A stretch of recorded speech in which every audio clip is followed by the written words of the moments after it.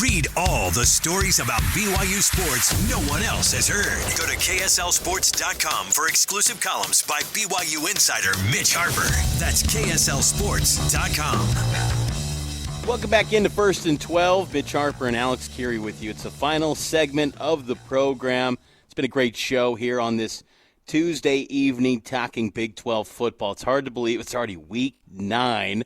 Next week we'll be in double digits for the season. Week 10 coming up. The chase for Arlington is heating up. And along the way, as Alex teased, we've been so wrong on many of these games. Well, let's get back to it this week and get back on track with our Week 9 game predictions. First and 12 predictions, scores, blowouts, and more with Mitch and Alex on First and 12. All right, yes, our game predictions for, what is this, week 9? Week 8? Week 9? I think technically they'll call you week 9, yes. Most teams have played between, I don't know if anybody's played 8 games in the Big 12 now. I think everybody's done their bye weeks, and I think the most right now is 7 probably across the board. But going into week 9, playing their 8th game, most of them, Kansas State at Kansas. What did you call this one, the Sunflower Seed Bowl? Sunflower Showdown. I'm going with K-State to get back on track and continue to get this quiet momentum that they're building. I think they get back to 500. They continue their win streak against Kansas because, death, taxes, and K-State beating Kansas, right? That's what K-State's going to do. So I got the Wildcats. Every man's a Wildcat this week. I agree that Kansas State's going to get the win also. But I think it's because the shroud of embarrassment over Lawrence because of Kansas lying about the pocket knife thrown at the game. It was never a pocket knife. It was a loogie from the bushes, like from Seinfeld, okay? It's not real. It was somebody else. Nice game, pretty boy. Thanks, Lance Leipold.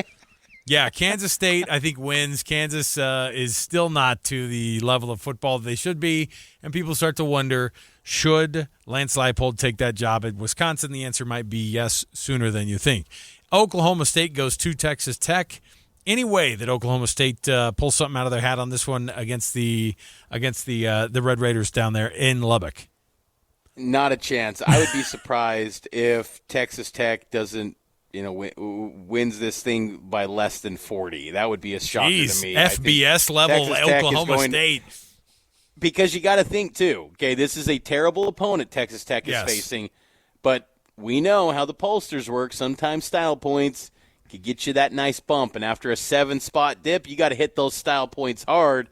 If you're Joey McGuire, no tortillas allowed, I think Texas Tech rolls with like a 45-plus point victory. I think it's going to be a ugly scene in Lubbock. Say, I liked your style when you beat that Oklahoma State team by 60. I'm going to move you up a couple more extra spots there. This says just like the generic Southern voter. Baylor goes to Cincinnati. Any way that Baylor finds some magic on here? This is not a given for Cincinnati. This is probably one of the better teams that they've played so far this year. I'm going with Baylor to pull the upset here. This would be a pretty big upset. I think this is the spot where I'm seeing some Big 12 craziness happen. Cincinnati's one of 2 lone unbeatens in the league, but I think Baylor ends that and gets a big road win, and we continue this swing back and forth of, is Dave Aranda going to get canned? Is there going to be a conversation to be had? And then it's going to swing back to, he's completely secure, and Baylor's back on track. I think they have that type of victory this weekend at Nippert. What about you?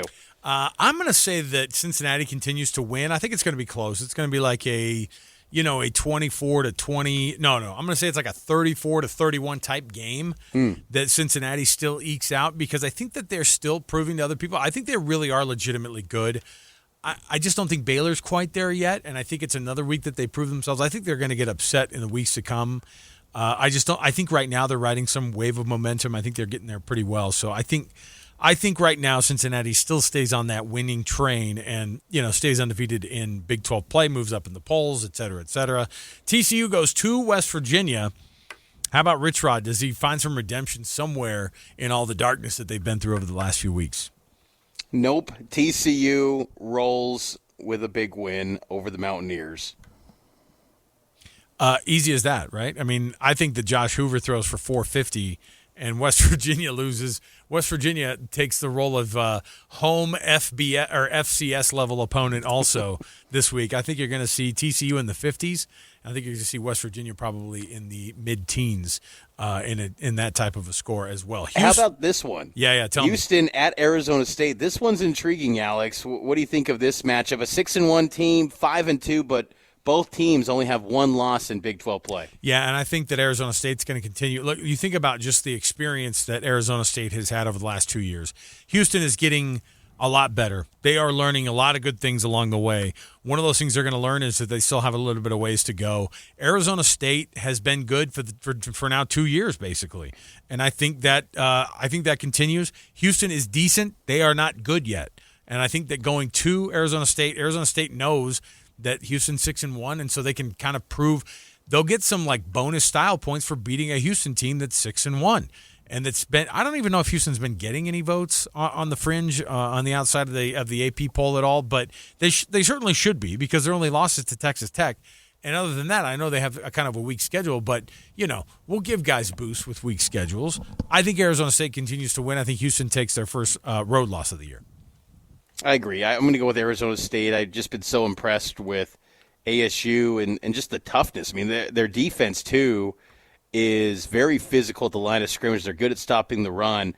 That performance against Utah a couple weeks ago was clearly a blip on the radar. That performance against Texas Tech got me buying a lot of stock into ASU this week. Colorado at Utah, late night, Big 12 after dark. I think the Utes bounce back in this one. I think, honestly, this is going to be kind of like the Arizona State game 2 weeks ago where Utah rolls big. I don't think Colorado has a chance in this one. I'm going to go with the Utes. I would be all over that prediction, Mitch, except for I don't know who the quarterback's going to be. And yeah. I know that Utah says we have a lot of if Devin Dampier gets a start, even then I wonder how healthy he is. You saw how banged up he was. And that's not just like, I hurt my ankle, I'm going to try to get right this weekend. This is re-injuring an ankle that was a problem for him that had him basically not be good at all in that game against Texas Tech. And frankly, he looked more hurt in that BYU game in the second half than he did the entire time during that Texas Tech game. If he's not moving around at all, and if he's not playing, and if it's Bird Ficklin, I actually would make it a kind of a coin toss because I don't think that you can say you believe in Bird Ficklin all you want.